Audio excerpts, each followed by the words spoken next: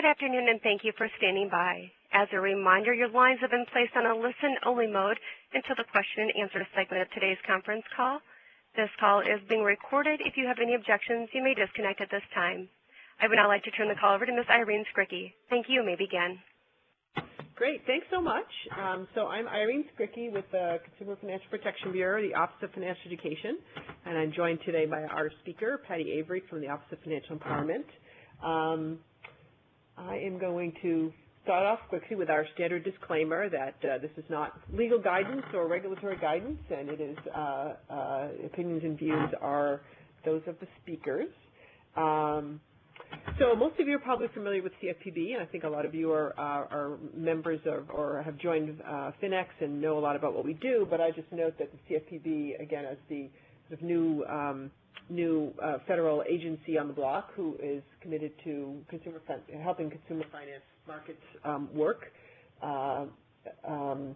by consistently and fairly enforcing consumer protection rules and empowering consumers to take more control of their financial lives. So we both educate consumers, enforce and supervise a number of financial institutions and providers, and study both markets, consumers, consumer decision-making to better understand how consumer finance markets are working. Both Patty and I represent the consumer-facing side of the CFPB, the Consumer Education and Engagement Division, which has 6 units. I am in the Financial Education Office, the one that's highlighted in blue on the slides for those who are in the slides, but I have put in bold Financial Empowerment because today we're joined by a Financial Empowerment unit. They work on economically disadvantaged consumers. And let me just get my little slide over here. And for those of you who've been on FinEx webinars before, I always just say a couple words about FinEx, especially for anyone who's new, but the CFPB Financial Education Exchange is a way for us at the CFPB to communicate our tools and resources and research findings out to the world of financial education and to learn back from all of you through different settings, and also to help communication across the field. And so we have a number of different activities, including webinars, in-person convenings, and assorted tools and resources you can access. Probably most of you are already have already joined, but again, to join, you email our inbox. As I mentioned, one of the things we do is regular webinars, and so today's is obviously on one of your goals, but just to note a couple of upcoming ones. We have a webinar on tax time savings coming up on September 24th, Thursday afternoon, and then in October on the 22nd we have student loan repayment. We've been getting lots and lots of questions about different student loan repayment policies, tools, options. I know a lot of folks are facing that with their clients are facing that issue, and so we have a webinar with someone from our Office of Students coming up then, and we will have more webinars coming to be announced soon. And then I'll just note, as I always tell folks, we do have an inventory on our website. You can both print it out, you can look at it online, that has all of the tools and resources the Bureau has available for free, open access to the to financial educators. We're about to update it, so very soon there will be a version that has some additional things that have come out in the last few months. So that's always a resource for you, and you can find it along with other things at the adult financial education portion of our website, consumerfinance.gov /adult-financial-education. Not the catchiest, but that will get you to this inventory and some other things. And then I always make a quick plug for the Financial Education Discussion Group on LinkedIn that we run. I moderate that group, and it's a place for where the Bureau puts up its latest tools and resources, but also where other organizations can do that. So any of you can put things up or pose questions. So I encourage folks to join that. You can also see how to join that. The link is also on the Adult Financial Education page. So I encourage everyone to join that. And now we will turn to the content of the webinar. I'll say one thing, as the operator mentioned at the beginning, we will be doing spoken questions at the end of the presentation, but if you have any questions during the presentation, at the top of your screen, if you're on the webinar part of this, there is a little Q&A icon. If you click on that, you can type in a question, and I will be monitoring that. And so if you ask anything, clarifying questions during the webinar, I can stop Patty and ask them directly of her. Otherwise, again, we will open for questions generally at the end. So I will now turn this over to Patty Avery with the Office of Financial Empowerment. Thanks, Irene. So before we begin discussing your money, your goals, I wanted to talk a little bit about how our office sees financial empowerment. As the first federal Office of Financial Empowerment, we spent a lot of time digging in and working to understand what is financial empowerment and what distinguishes it from financial education and financial literacy and some of the other terms that we all use.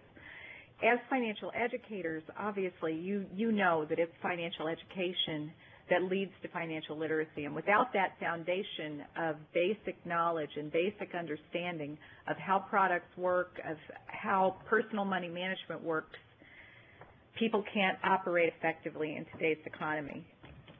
But for us, then, the link between financial literacy and financial empowerment is building the practical skills and access.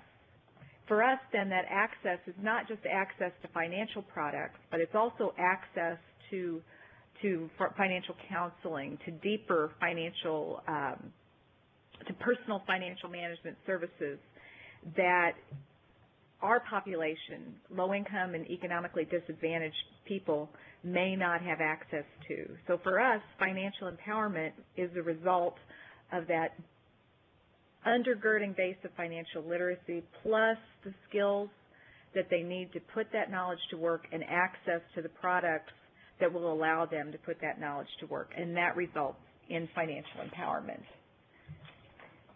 We built Your Money, Your Goals because we believed that intermediaries, frontline staff in social services organizations, in legal aid organizations, volunteers who serve within those organizations or perhaps in faith communities or civic organizations, in many cases they are meeting with these low-income and economically disadvantaged individuals.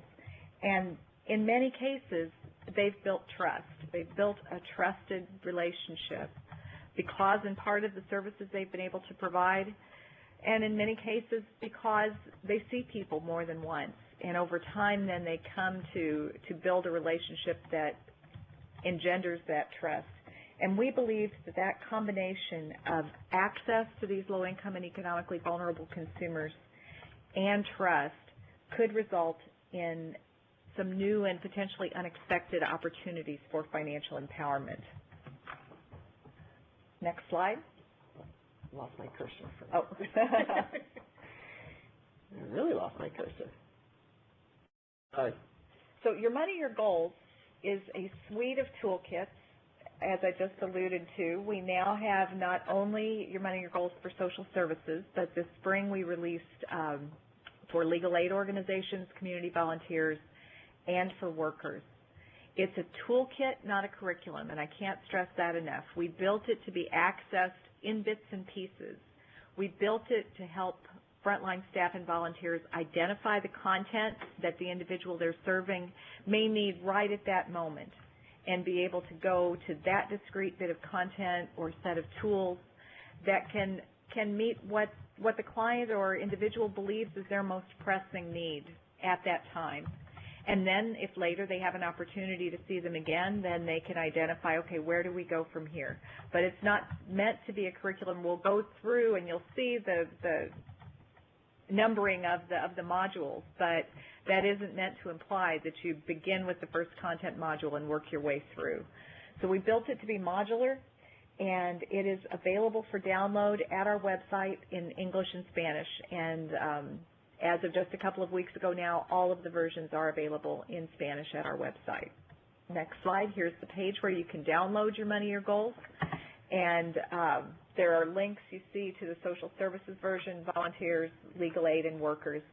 And for each of the toolkits, you'll find an implementation guide, a guide to building a local referral guide, as well as all of the slides that you would need to train frontline staff or volunteers. Everything that you need, in short, is there. The training slides are complete with speaker notes, and we have it out there in PowerPoint so that you, again, can pick and choose and use only the slides that are relevant for that audience. Next And actually, before we go to the next slide, this is Irene. I just want to note, I know there's always some folks who have trouble accessing the webinar for assorted system compatibility issues. So those of you who aren't able to get in, you can listen to this audio, presumably. If you can hear me now, you are listening. And then we do record the webinar, so you can watch the whole thing on YouTube in a couple of weeks. So I just want to note that for anyone who may be on, we'll try to verbalize what's on the screen to the extent we can, and then you can also watch it later. All right, there's the next slide. Before we go into the content, I just wanted to give you a little bit of background about how we built Your Money, Your Goals. As you can see on the slide, we began with a field scan and then moved into a field test with 1,400 frontline staff. We launched the social services version last summer, and this list of 10 organizations at the side have been our partners in this national rollout. They each set a goal of training at least 500 frontline staff. And through the field test and through these organizations, we've reached really the full range of social services, everything from TANF and homeless services to Head Start and school social workers, LIHEAP clients, emergency services clients, some of the programs that have pregnancy programs and early childhood have incorporated it, community health centers, fatherhood, refugee, and reentry programs. So we have reached the full breadth of case management services with Your Money, Your Goals. And because it's a toolkit, not a curriculum, each of these programs that are picking it up have been able to identify the specific content and tools that are most relevant to the people that they serve. Great. And actually, Patty, there's one emailed question I'll ask at this point just because it's relevant to the slide you just said. Do we offer social workers with continuing education credits? We're not doing that at this time, but we have, in some instances, we know, especially actually within legal aid, they have been able in their trainings to get continuing education credits. So we're looking at how we can assist local organizations by providing them with information that they can share. If you're interested in pursuing training, we'd love to hear from you if that's something that you're interested in working on for your community trainings. Then just to talk a little bit about how we've organized Your Money, Your Goals. There are two main sections to the toolkit. The introductory section is designed for the user and walks them through just understanding what it is and why we built it. Then in the Assessing the Situation module, we'll talk a little bit about the tools that are there. In a few minutes, we look at how do you start this conversation. We found in the field scan that where programs were taking place around the country that equipped frontline staff with basic financial information, they sometimes left saying, well, that's great information, but this subject is so taboo, I just don't know how to bring it up. And so we've made a point of including that in both the toolkit and the training. Then we have a module on emotional and cultural influences on money decisions, and then some practical tips on using the toolkit. Then we move into the content modules. And as I said, when you look at this list, you'll see it really is soup to nuts of personal money management. And again, and we'll go through each module briefly as we go through this webinar. You'll get a chance to kind of, I always call it speed dating the toolkit, just so that you get a sense of what's in each module. Everything from setting goals and savings and managing income and benefits and paying your bills. Getting through the month is a cash flow budgeting module, debt and credit reports and scores, financial products, and very importantly, because we are the Consumer Financial Protection Bureau, protecting your money. The toolkit is designed to be client-driven, and the client assessment, My Money Picture, actually provides a series of questions, and the client's responses then build a roadmap to the relevant content and tools. Next slide. Each module then begins with information that's written at about a 6th grade level and is designed to provide you with facts that you can share, with basic information that you can share.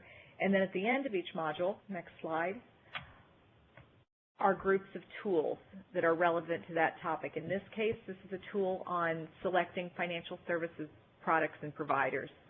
So, and then we begin from the client's perspective. What is it that you want to accomplish first? And then based on what it is they want to do.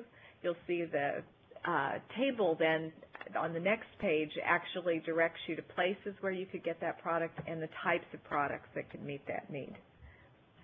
So now we'll move into an overview of the toolkit, and again, if you have any questions, don't hesitate to type them into the Q&A box as we go along. So I mentioned the module on assessing the situation. In this module, we have not only the assessment for clients that we showed you, my money picture, but there's also an assessment for the frontline staff or the volunteers that they can take to get a sense of their level of comfort with certain financial topics. It's not an assessment that has you calculate how much this APR would result in your monthly payments. It's more, have you ever used this type of product? Or how much do you feel like you know about X, Y, or Z? And so based on, again, just like the client survey, it allows users to self-diagnose and understand which parts of the toolkit they might want to dive into for themselves to build their own financial empowerment. The next module, starting the conversation, as I said in the training, we actually have instances where people can work in triads and practice using the client assessment to get a better sense of how to start the conversation. But if you can go to the next slide, in the toolkit, we actually give some examples of things that they might hear as they're working with clients and giving examples of how they can weave these topics into their existing conversations. Our goal with Your Money, Your Goals is not to make every frontline staff or volunteer a financial counselor. Financial counselors are trained and in many cases credentialed. And we don't believe that Your Money, Your Goals equips them for that. What it equips them to do is start the money conversation with the people that they serve and take advantage of those natural moments in their interactions with clients or other people that they're serving to weave this in. Before I came to the Bureau, worked for a bank, and we worked hard at teaching our employees to cross-sell products. And anytime you go to a fast food restaurant, what do you get that? You always get that question, would you like fries with that, or would you like a drink with that? So our goal is to teach frontline staff and volunteers to cross-sell financial empowerment. And where it's appropriate, make a referral, and where it's appropriate, provide people the tools to take the first steps toward financial empowerment. Do you know what, Patty? I just want to add something for the audience. That what I've heard from people using it, and while it's not intended for necessarily a financial educator as a curriculum, many financial educators I've talked to have said, oh, I use the tools in it, even though I know how to have a money conversation. Some of the actual worksheets and tools are really helpful, even for someone who is a financial counselor. So I think it's a useful thing to share, even with people who are beyond the social services world. Yeah, absolutely. For any of us, before I came to the Bureau, I was a volunteer financial coach. And frankly, I kept an eye on that as we were building this, saying, oh, I could have used this tool with that person that I served. And so, yeah, it really is multi-purpose. Then we move into a module on emotional and cultural influences on money decisions. There's actually an exercise at the beginning of the training called Money and Me that gets people brainstorming in groups around what comes to mind when you hear the word money. And it's a delightful exercise. I always hear people singing or joking, and they're all writing as fast as they can because it's a competition. It's a great way to start the training. And then we take their answers and say, well, all money is any commonly accepted medium of exchange. So how did we get from that simple thing, what money is, to all of these associations? And then we dive a little deeper and say, where do they come from? And what does that mean when you talk to clients? And so we want to help people step back and remember that they bring their own little suitcase of attitudes and experiences with money with them as they sit down to talk with their clients or the people that they serve, and helping them remember that those individuals may come from a completely different perspective. They may have a completely different set of things in their money suitcase. Then the module on using the toolkit, next slide, contains a checklist that you can use to track. If it's a situation where you're seeing someone more than once, or in the case of the workers version, meeting with groups of workers more than once. It just provides a place that you can track the date that you shared that information and make some notes if it's appropriate. In every training, we place a great emphasis on resource and referral partners because, as I said, the goal is not to make these frontline staff into financial counselors. And we don't want anyone to leave with the impression that having completed a one-day Your Money, Your Goals training sets them up to put an extra card on their desk that says they're a financial counselor. So in the training, next slide, we ask some questions like this. Well, hold on. What if your client has said they're thinking about bankruptcy, or they're facing eviction or foreclosure, or they're in danger of having their car repossessed? What would you do then? Who could you send them to? And as I said, at the website with each toolkit is a PDF guide to building a local referral guide. So we encourage trainers that if there's not a local financial empowerment referral guide available, that they take the time and build out that guide.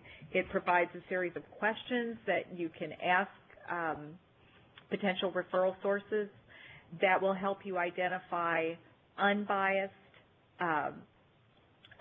providers who also are doing it for the right reasons and won't attempt to sell your clients something along the way. Then we move into the content modules, the actual client-facing modules. They're a little bit different in legal aid. These modules are actually written to the legal aid attorney or pro bono attorney, but the tools are still client-facing. In the other versions, we've written it in terms of you. You know, when you do this, this is what can happen, or debt is when you owe someone money. So they're designed in a way that, as I said, will educate the user, but also provides them information that if they feel it's appropriate, they can run off a few pages and share them directly with the client. The first module is on setting goals, and we take the approach of helping people move from these vague hopes and wants and dreams that we all have to SMART goals, to really setting a solid goal of, for example, how much they need to save if they want to buy a new TV and how soon they want to buy it, or if their goal is paying down debt, over how many months do they want to pay down how much debt. And in that module, you'll find tools. There's a goal-setting tool that really helps people narrow down into those goals and identify short-term and long-term goals. There are tools that then help them understand what if there's other information that I need. Maybe it isn't necessarily a hard dollar goal, but they recognize that even before they can get started, they need to gather more information so they can jot those types of things down. There's also information in that module on large purchases, thinking about things like buying a car and how do you break down that decision. The next module on saving for the unexpected, emergencies, and goals. We've placed our emphasis in this module specifically on emergency savings because for our population, low-income and economically vulnerable individuals, having a few $100s in emergency savings is absolutely essential to building any degree of financial stability. So in that module, the next slide is an example that's in the toolkit, and we go over in the training, showing, for example, that if you hadn't been planning on it, but you suddenly have to replace the spark plugs in your car. Well, if you have emergency savings, it won't cost you any additional time or money. You'll just have to replenish your emergency savings. But if you have to put it on a credit card, or if you take a payday loan to pay for it, how much could it cost you? And in the training, this is an activity that's done in pairs or triads as they work through the chart and begin to get an understanding of that.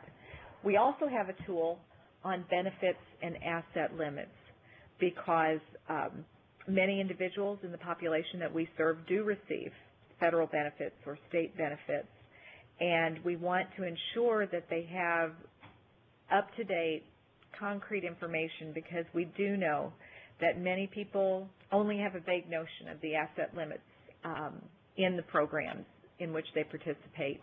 And so we ask that trainers update this, or it can even be an activity in the training that together you group source this and write down what the asset limits are in those programs in your state. Asset limits on, in many cases, for example, you'll see on the slide for TANF, for Temporary Assistance for Needy Families. What we know is that it ranges from $1,000 to $3,000 in most states that people can't have countable assets.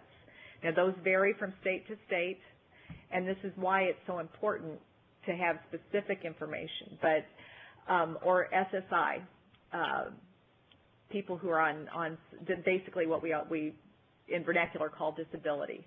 And people who receive disability, for example, can have $2,000 in the bank if they're single. So if they cross that limit, then they're at risk of having their benefit reduced.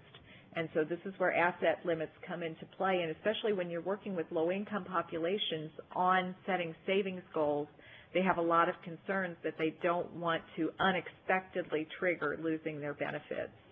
So that's why we've included this tool.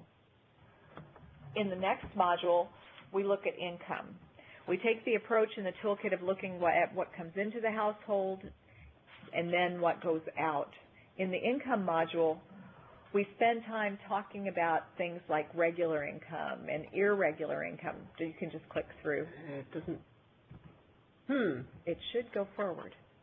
Okay, well, if it's not going forward, but we talk about in the module understanding, because for many low-wage workers, their incomes are highly variable.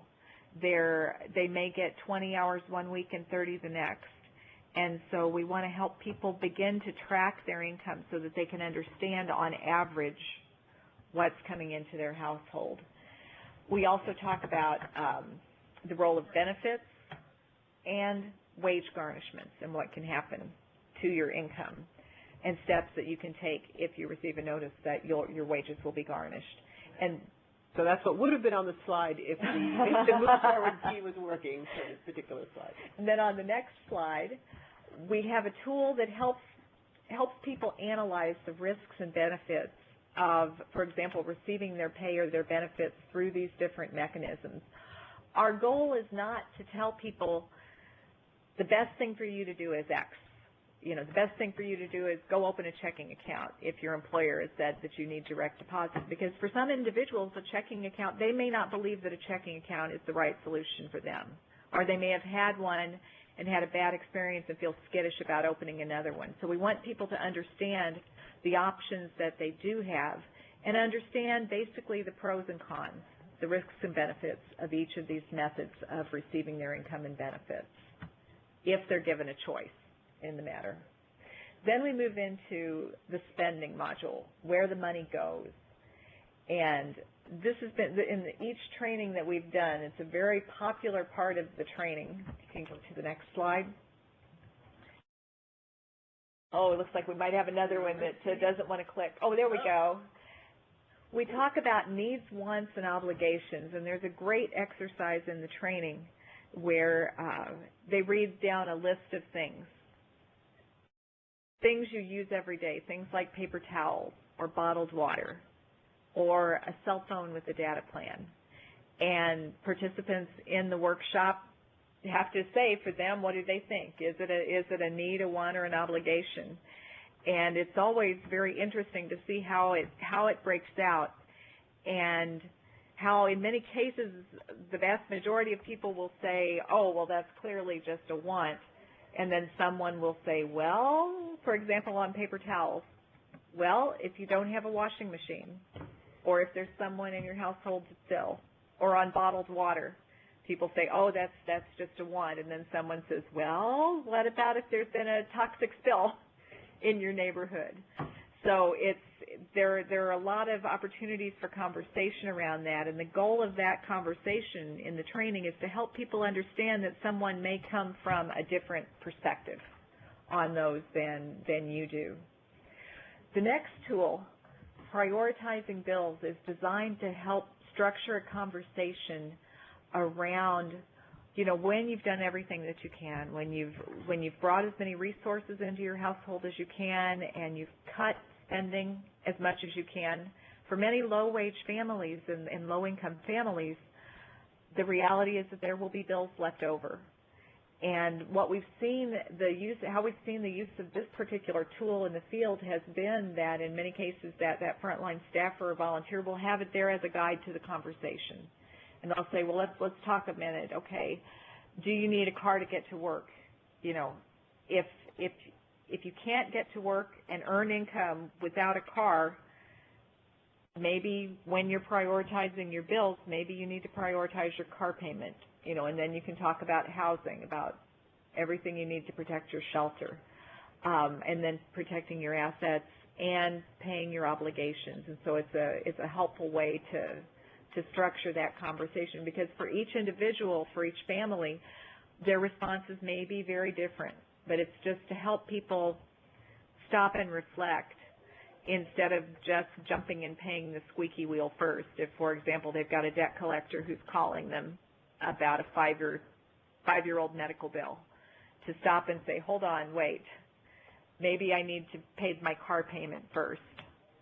So we've seen that, and people have let us know that they really value this tool and are finding it helpful in their conversations with the people that they serve.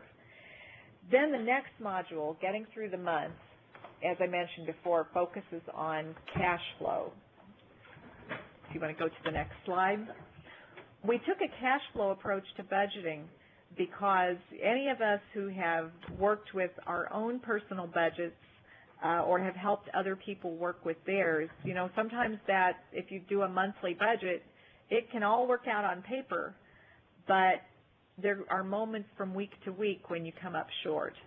And so especially for low-income populations, because their income is so variable, but their bills are often constant, this can be a very important approach to help people identify the moments in the month when they may not be able to make ends meet, even though by the end of the month they would be square. So there, in addition to some cash flow tools, there's a tool as well that you can work through a client with ways to improve your cash flow. There's a great exercise in the training where they actually look at a sample cash flow from an individual who's tracked his income and tracked his spending, and you see where he's coming up short, and in groups people work to identify steps that this person could take to improve their cash flow. Then we move into the section of the toolkit on dealing with debt. And in that module we have a number of tools.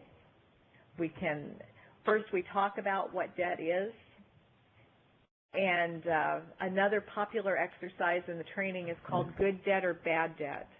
And the trainer brings up topics like a loan from a friend or family member. Is that a good kind of debt or a bad kind of debt? And again, you know, different responses come up, and people say, well, it's good because they don't usually charge interest, or they'll be flexible. Well, it's bad because they're not reporting it to a credit bureau. So people, and of course relationships, that always comes up. Or a loan for a car, is that a good debt or a bad debt? Is a mortgage a good kind of debt or bad kind of debt to have? And it promotes a really robust conversation around those issues. In this module there are a number of tools. There's a debt worksheet that just helps someone basically log their debts. We've heard from a number of agencies that this tool is helpful because when people are carrying it all around in their head, it feels unmanageable. But if they can gather their statements and put pen to paper and make a list, then they can begin to identify what they can work on.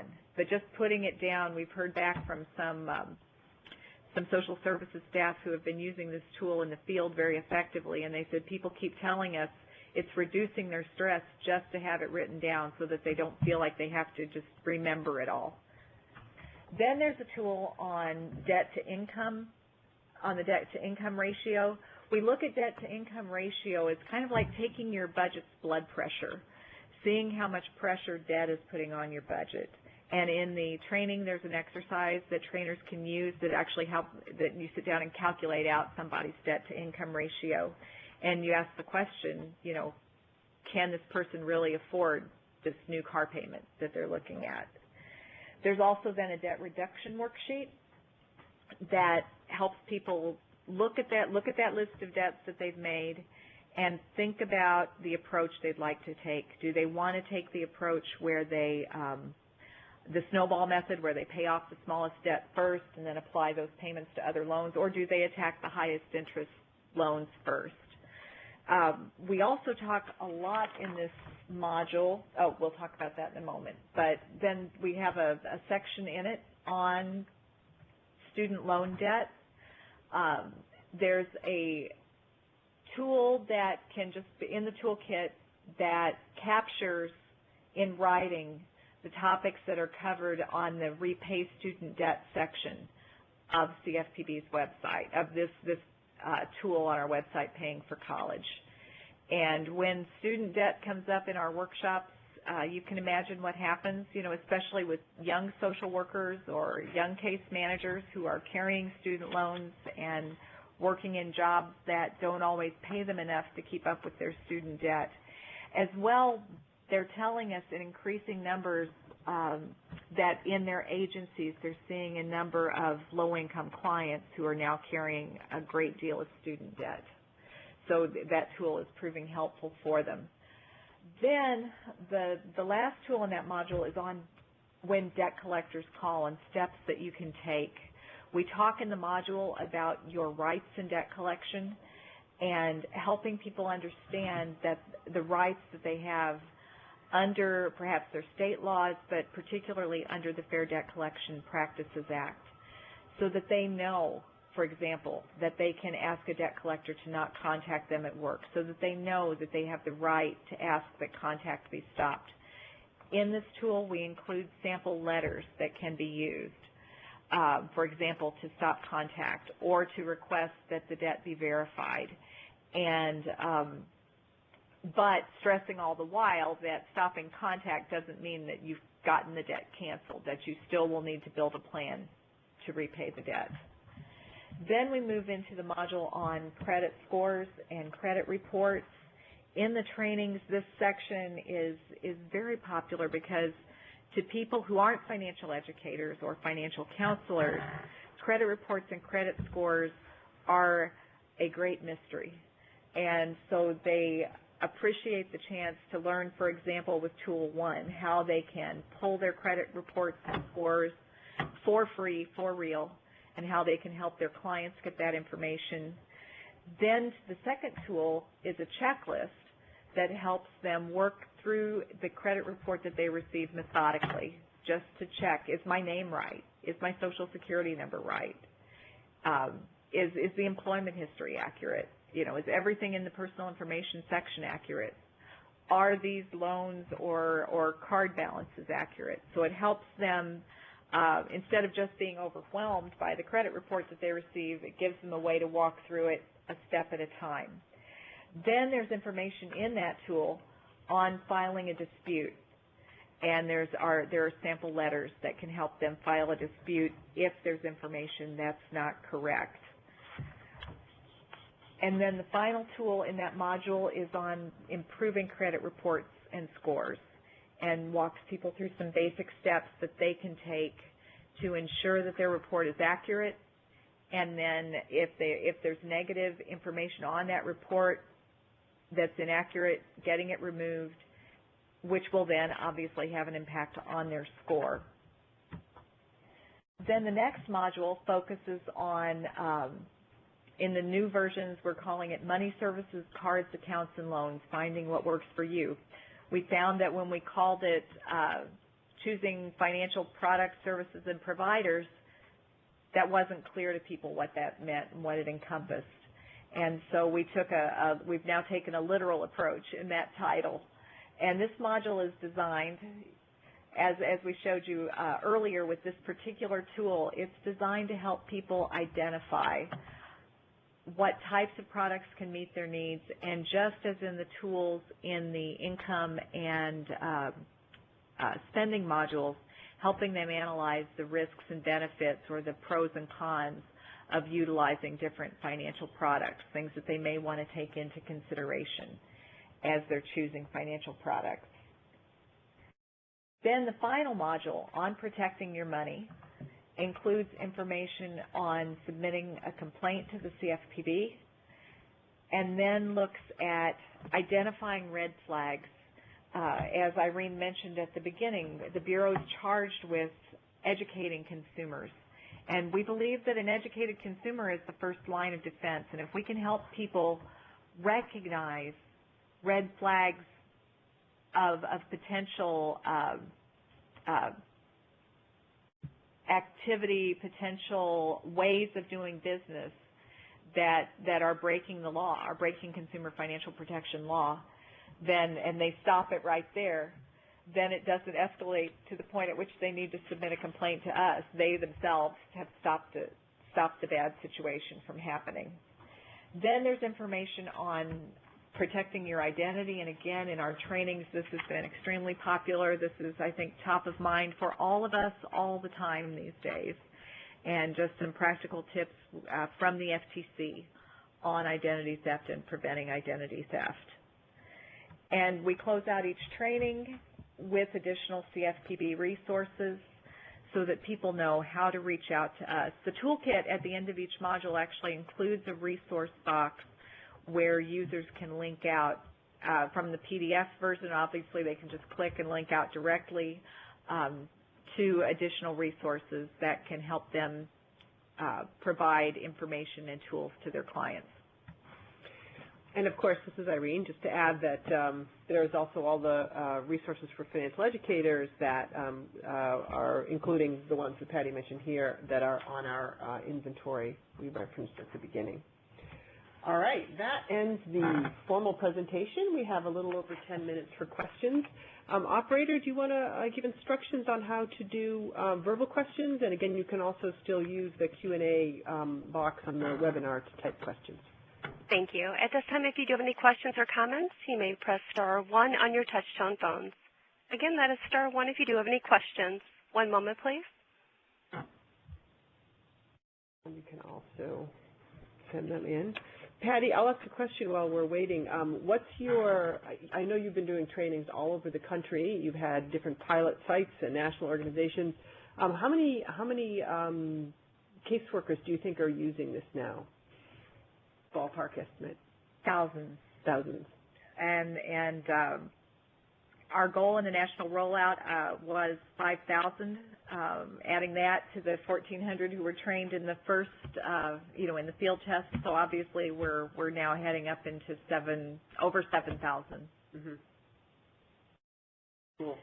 And I think the thing that's been most gratifying to me is to see how they're adapting it to their own situations. For example, there's a community action agency in Tennessee that trained everyone across the board, trained all of their staff and volunteers, everyone from their case managers to their bus drivers and cooks. And for some of their staff, they saw it as an employee benefit. They saw it as workplace financial education. And for others, then they knew that it would provide new opportunities to start the money conversation. One thing that we have found in organizations that have trained all of their staff, they're telling us that it's resulted in an increase in referrals to their in-house financial counselor or coach, because people are listening differently to the conversations that they're having, and they're picking up on things that relate to financial topics that they just missed before. And these things obviously impact their program outcomes. And everybody wants to improve program outcomes. Right, right. Operator, are there any questions now? We do have a question. Naomi Bechtold, you may ask your question, and please state your company name. Hi, this is Naomi, and I'm from Purdue Extension, Marion County in Indianapolis. Patty, I'm just wondering, and you may have mentioned this while I was adding my question in, if you're planning on doing any train-the-trainer types of workshops in the future. Well, Naomi, from a fellow Hoosier, I'm from Evansville. Excellent. There's actually a Train the Trainer that is scheduled in Chicago on September 24th that will be available. And in Indiana, actually IHCDA has been a partner in the volunteer rollout. And so if you'll email Irene, or if you email the FinEx box, I then Irene will put you directly in touch with me, and I can connect you to resources in your area. Excellent. Thank you very much. Once again, if you do have a question or any comments, please press *1 on your touch-tone phone. Patty, I will ask you another question, which comes up other times. I've mentioned this toolkit, and I know the answer, but I'll let you share it, which is right now it's a web, you can download the modules from the web, but they're not interactive. They're not digital at this point. Is there a plan to create a digital version of Your Money, Your Goals? There is. That's been the goal from the outset, to make the material available in an interactive online form that would allow people to more quickly identify the content that's relevant at that moment, and then print on demand only what they need, instead of having to hit print and you get 300 pages. Right, right. And that's under development, right? So yes. It's not available now, but it will be eventually. And actually, I'll also add, just because I know people may be thinking this, so obviously people can access this to the website. Can they also order hard copies? We're not doing that at this point. We're frankly looking at our distribution plan for next year. One thing that we have seen taking place in the field is that organizations are increasingly succeeding at getting sponsorships and grants to hold these trainings. A nationwide housing program got a significant grant that allowed them to train their staff. One of our national partners has actually landed a grant that will allow them to continue training their staff and providing them with toolkits. So you're absolutely free, if you would want to implement a training in your community, to pursue sponsorship opportunities. And there's information in the implementation guide around some considerations that we would just ask you to observe if you do that. And then that would allow people to print larger quantities. Yeah, then you can share. Operator, are there any other questions on the phone? Again, that is *1 on your touch-tone phones if you do have any questions. We have a placid crowd today. Well, and actually, when Irene was mentioning, with sponsorships, you could have toolkits printed. And remember, because it's a toolkit, not a curriculum, if you're leading a training and you've chosen to focus on 2 or 3 modules, you could conceivably just print out those modules. You don't have to print the whole toolkit. We don't prescribe how you use it and how you train on it. Obviously, it's very important to us that people do understand how to reach out to us. And so we would very much like it if you would make sure to emphasize that now there's recourse that you have that just a few short years ago people did not have. If you're working with someone to fix their credit report, to take care of errors on their credit report, and you're not getting a response, you can reach out to Consumer Response and submit a complaint, and they will then take it up with the company. So, or if people are having difficulty with a financial product, again, they can submit a complaint with debt collectors. So we want to make sure that people know that this is a resource that's available to them. Right, and I'll add to that because Patty, you went over the submit a complaint slide pretty quickly because we had so much to cover. But there is, again, the Bureau has a whole system for accepting complaints around different financial products. You can get to it through our website or through there's a phone line that you can see on our website that takes complaints in 180 plus languages. And if you're interested in learning more details about that, we had our last FinEx webinar was on that topic, and we do have recordings and transcripts from all the webinars that FinEx has hosted. This one, again, will also be posted on that Adult Financial Education or Resources for Financial Educators website, a web page on our site. If you go to that, you'll see the recordings and transcripts near the top, actually, from previous webinars. So you can actually learn a lot more about the consumer complaint function that the Bureau has, which was presented by the Chief of Staff for the division that actually runs that whole system. So that's a very interesting webinar. People are interested in learning more, and it is a great tool both for individuals to get responses from their financial providers, as well as for the Bureau to learn about what's going on in the market and better understand what issues consumers are facing and help inform our work to kind of monitor the market and regulate the market. Are there any other phone questions? We do have one more. Jennifer Jonassaint, you may ask your question. Please state your company name. Yes, sorry, I'm from CNHS. This probably was asked already, but I just wanted if we would get an email with the links that we can get access to the information that was discussed today. Yes. So if you want to see the webinar or listen to the webinar that you've just been listening to, especially if you weren't able to see the slides, that will get posted. Usually takes about 2 weeks for it to come and for us to actually get it uploaded. And then if you're on the FinEx email list, which probably you are, if you sign up for a webinar, we usually add you to that list.